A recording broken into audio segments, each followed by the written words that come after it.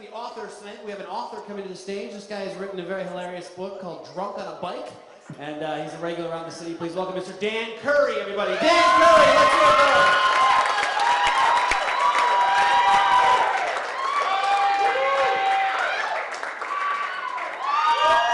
Hi, everybody. Hi. How are you?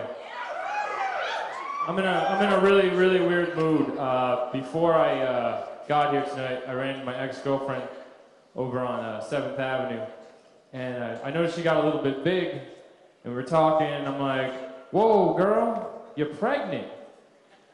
And she says, yeah, listen, but it's not yours. And I was like, "Oh, thank God." For a minute there, I thought you were 15 months pregnant, which would be a messed up situation for your uterus.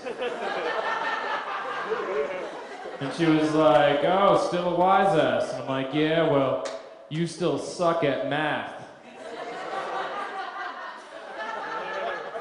She says, "Touche," and I said, "3-shay." And she said, "4-shay," and I was like, "Nah, girl, this vaudeville routine ended with 3-shay." Then she punched me in the face and grabbed my nuts and said, "You have no dick still." And I just choked back a tear and said, "That's my girl. I miss her so." So ever since New Year's, I lost 20 pounds this year. I was 202, moved down to 182, just weighed myself. What I do is I exercise and I diet right. What I do is when I wake up in the morning, I have a nice high-fiber cereal. And throughout the day, instead of reaching for that fast food, I just reach for a mirror and point at it and say, "Nobody likes fucking fat people, fatty." Then I punch the mirror, right? And I trickle back, laugh at the blood. Then I run outside and find fat people and point at them and say, "Society's judging you, and so am I."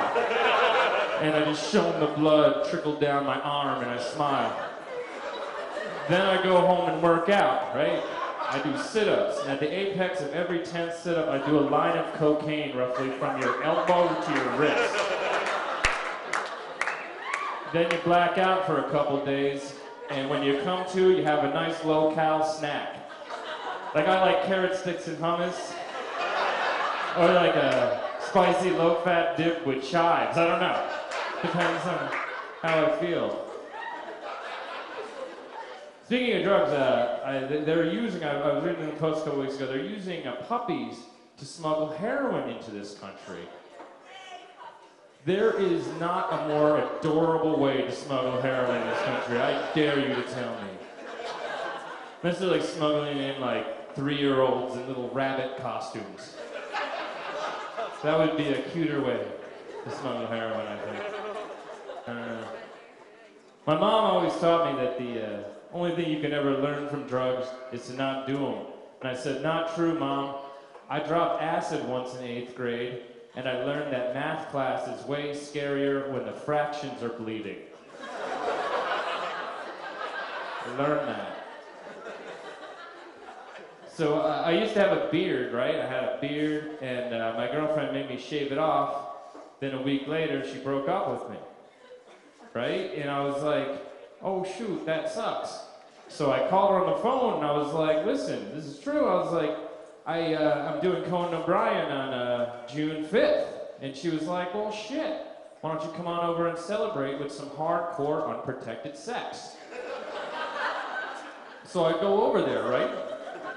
And we finish up and I'm smoking a De Nobla, it's an Italian cigarette, and I said, "Oh hey girl, remember when I told you I'm doing Conan O'Brien on June 5th? And she said, "Yeah." I said, "I messed that up. What I meant to say was, I found out that I have syphilis." I was confusing something that I wanted to have happen to me, something I totally didn't. Yeah. So, being single is tough. I think the guys would agree with me ever since John Hinckley Jr. showed up on the scene.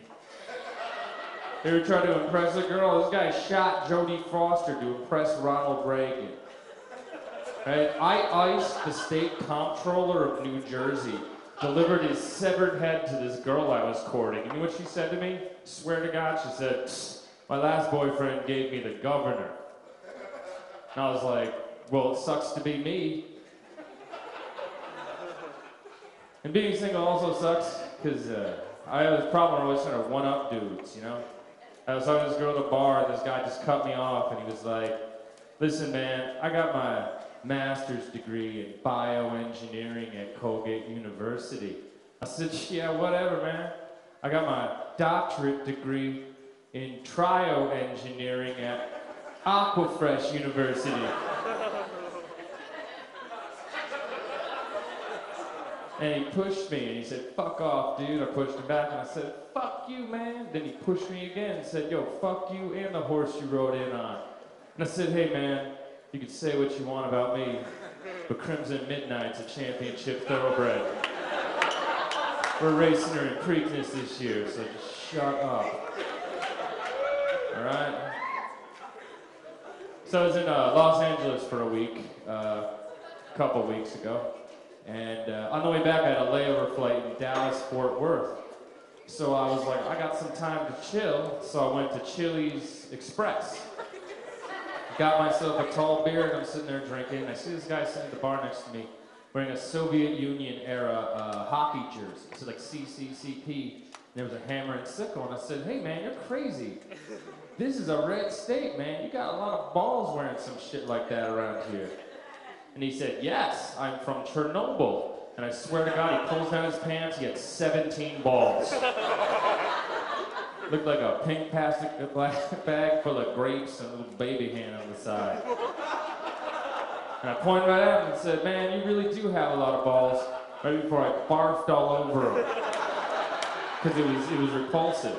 I had never seen such a thing before. Totally grossed me out. They say, though, when you have sex with someone, you're actually having sex with every person that person had sex with, and every person that person had sex with, and on and on. I got thinking the other day, wonder if I've ever had sex with Kevin Bacon. I don't know. I'll be telling that joke, and dudes think I'm gay, and I'm like, hey man, listen, there's a fine line between being gay and having a gay bookie who you owe $50,000 to. Two separate things. You're straight, right? You're straight. Want to know the worst part about going down on a guy when you're straight? And it's not the taste, man. A lot of straight dudes think that. It's when your other straight friends catch you. I'll be sitting there going down on a guy, I'd be like, that's not what it looks like. What is the score of the televised sporting event?